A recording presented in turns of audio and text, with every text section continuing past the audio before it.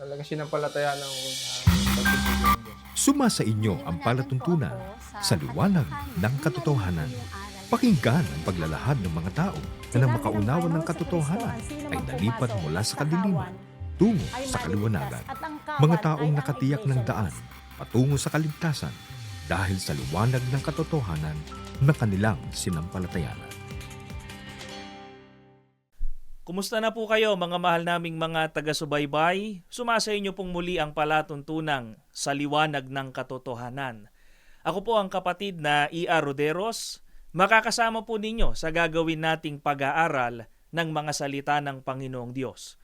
Bago po natin isagawa ang pag-aaral ay panoorin at pakinggan po muna natin ang amin pong isinagawang panayam sa isa po naming kapatid sa Iglesia ni Cristo mula po dyan sa lokal ng Mabatang sa Distrito Eklesyastiko po ng Bataan South. Ang tinutukoy po namin ay si kapatid na Rolando Tiburcio. Panoorin at pakinggan po natin ito.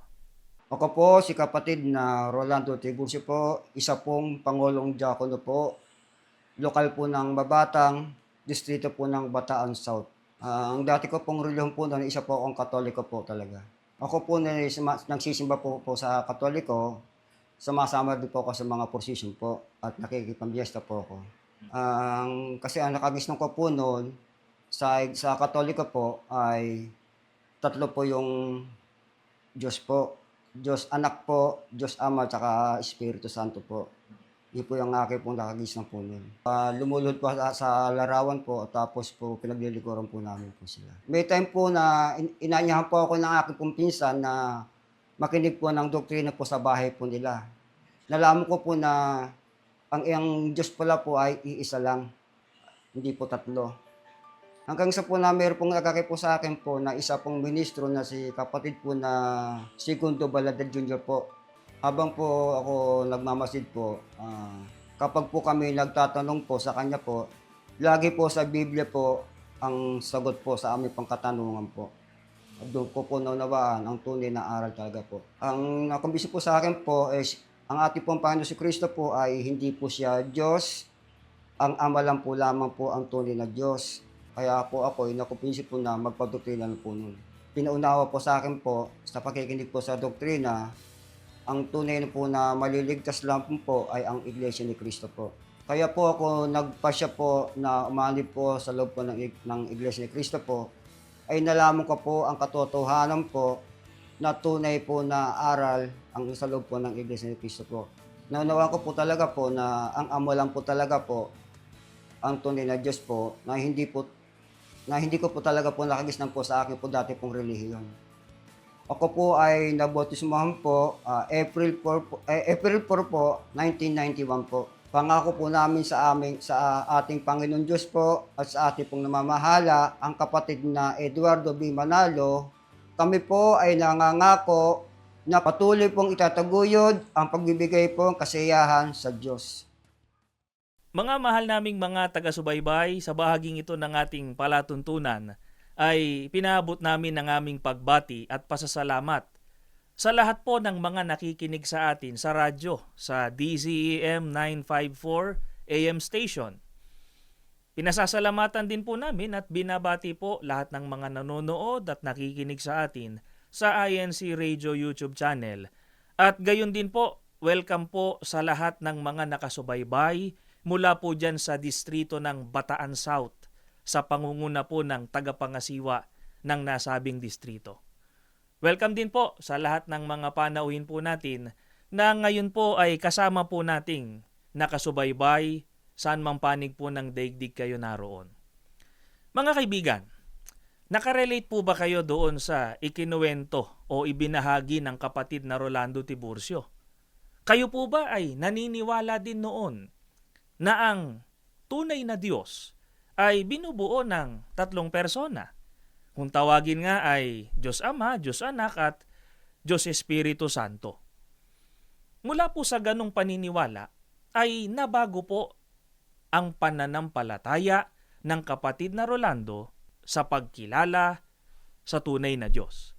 At yan pong pagkilala po na yan, yung katotohanan po na yan ang siyang ipaglilingkod po namin sa inyo sa pamamagitan po ng mga banal na kasulatan o Biblia. Alamin po natin mula sa liwanag ng katotohanan, alinsunod sa pahayag ng ating Panginoong Hesukristo. Ilan po ba at sino lamang ang tunay po na Diyos na dapat sampalatayanan at kilalanin po ng tao? Sa Juan 17:1 at 3 ay ganito ang nakasulat. Ang mga bagay na ito ay sinalita ni Jesus, at sa pagtingala ng kanyang mga mata sa langit ay sinabi niya, Ama, dumating na ang oras. Luwalhatiin mong yung anak upang ikaw ay luwalhatiin ng anak. At ito ang buhay na walang hanggan, na ikaw ay makilala nila na iisang Diyos na tunay at siyang iyong sinugo sa makatwid bagay si Hesukristo. Mga mahal po naming mga kaibigan, sana napansin po natin, alinsunod po mismo sa pahayag ng ating Panginoong Hesukristo, ang tunay po na Diyos ay iisa lamang. Sino po ang ipinakilala ng ating Panginoong Hesukristo na iisang tunay na Diyos? Ang sabi po niya, Ama, dumating na ang oras. Ikaw ay makilala nila na iisang Diyos na tunay. Ang iisang tunay po na Diyos ay ang Ama po na nasa langit, ang Ama na gumawa ng lahat ng mga bagay.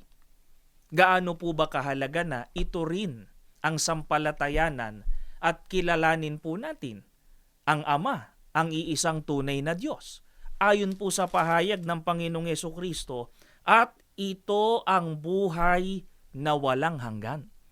Sa makatwid, ang isa po sa pagkakakilanlan sa mga aral po na ikapagtatamo ng buhay na walang hanggan ay ang pagkilala po, mga kaibigan, sa Ama bilang iisang tunay na Diyos.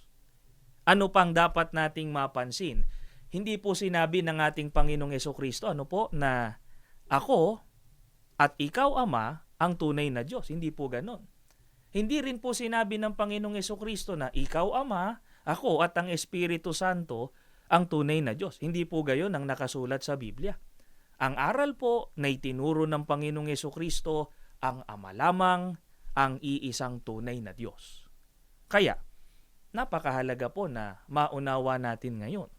Lalo na po sa panig ng mga nakikinig sa amin na ang kasalukuyang paniniwala po ay bukod sa Ama ay meron pang ibang Diyos, mga kaibigan. Sana ay suriin nating mabuti. Subaybayan nating mabuti itong ginagawa nating pagtalakay na pawang mula sa mga katotohanan na nakasulat po sa banal na kasulatan. Noong ang mga apostol naman po ang magturo, sino po at ilan ang ipinakilala po ng mga apostol na tunay na Diyos? Pakinggan natin, ganito naman ang atin pong mababasa dito po sa unang Korinto sa 8:6. Ay ganito ang pahayag ng banal na kasulatan. Ngunit sa ganang atin ay may isang Diyos lamang, ang Ama, na buhat sa Kanyang lahat ng mga bagay at tayo'y sa Kanya. At isa lamang Panginoon, si Hesukristo, na sa pamamagitan niya ang lahat ng mga bagay at tayo'y sa pamamagitan niya. Mga kaibigan, napansin niyo po ba? Alinsunod din sa pagtuturo ng mga apostol, iisa lamang po ang Diyos, walang iba kundi ang Ama. Ano po ang dapat nating matandaan? Ang Panginoong Hesukristo po at ang kanyang mga apostol nagkakaisa po sa pagtuturo na ang tunay po na Diyos, iisa lamang po, walang iba kundi ang Ama na nasa langit o ang Ama po na buhat sa kanyang lahat ng mga bagay na ang katumbas ang Ama na gumawa ng lahat ng bagay. Kaya mga kaibigan, pagka meron pong magtuturo na meron pang ibang Diyos maliban po sa Ama, ay kinakalaban po nila ang pagtuturo ng ating Panginoong Hesukristo at ng kanyang mga apostol. Kaya sana po, doon sa mga nakikinig po at mga sumusubaybay ngayon, na ang paniniwala noon, ang tunay na Diyos ay binubuo ng 3 persona, sana mga kaibigan ay maunawaan po natin mula sa liwanag ng katotohanang nakasulat sa Biblia, iisa lamang po ang tunay na Diyos. Walang iba kundi ang Ama na nasa langit. Mga kaibigan, kanino po mismo galing yung aral na ang tunay po na Diyos ay iisa lamang ang Ama na nasa langit? Pakinggan natin itong pahayag sa atin sa Isaiah sa 45:21. Kayo'y mangagpahayag at mangagpasapit. Oo, magsanggunian silang magkakasama. Sinong nagpakilala nito mula ng mga unang panahon? Sinong nagpahayag niya unang-una? Hindi baga ang Panginoon at walang Diyos liban sa akin, isang ganap na Diyos at tagapagligtas, walang iba liban sa akin.